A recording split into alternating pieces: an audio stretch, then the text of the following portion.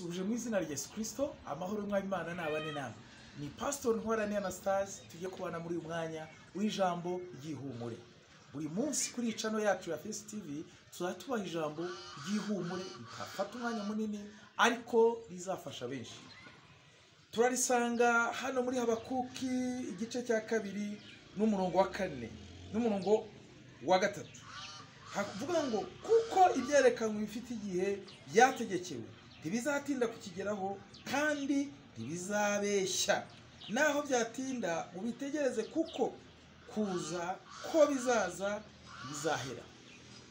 Nshuti yanjye, ndazi ko hari umukobwa ndi kuvugana nawe, hari umusore ndi kuvugana nawe, hari umugabo ndi kuvugana nawe, hari umugore ndi kuvugana nawe, hari umusaza ndi kuvugana nawe, hari umuntu ndi kuvugana nawe. Imana yageneye iri jambo ngo ibyerekanwe bifite igihe byategekewe. Iki Imana yavuze ku buzima bwawe, amasezerano ufite ku buzima bwawe, ku muryango wawe, ku mibereho yawe, kiri Imana yavuganye nawe kigaca mu ijambo, kigaca mu mayerekwa, kigaca mu nzozi, kigaca mu buhanuzi no mu bakozi b'Imana. Icyo wiringiye kiri mu mutima wawe.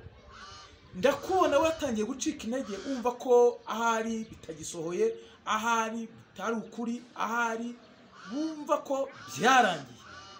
Ni wowe Imana yahagurukije ngo nkubwire ngo ibyo wabonye bifite igihe Imana yabigeneye bizasohoreraho. Kandi Imana iravugana n'umutima wawe ngo komera, shikama, ntucike intege, guma mu masezerano, ntuyavemo, komeza wibukiye icyo Imana yavuganye nawe, kuko ntabwo Imana yabeshye. Ni ukuri icyo Imana yavuze ku buzima bwawe kizasohora. Kandi igihe Imana yagenye nikigera, nta muntu uzitambika Imana. Nta Farawo, nta bakonikoni, nta murozi, nta badayimoni, nta shitani, nta kintu icyo ari cyo cyose kizitambika umugambi w'Imana, kuko nta kibasha kurogoya umugambi w'Imana, nta kibasha kurogoya Imana yacu. Rero igihe Imana yagenye nikigera, nta kizabuza Imana gukora icyo Imana yavuganye nawe. Imana izagikora uko yakivuze, nta kigabanutse. Rero ndagusubizamo imbaraga. Ahari igihe cyayo ni uyu mwaka, igihe cyayo ni uku kwezi, igihe cyayo ni umwaka utaha. Icyo ngusengera, icyo ngusabira ni ukwihangana ugategereza isaha y'Imana, igihe cy'Imana.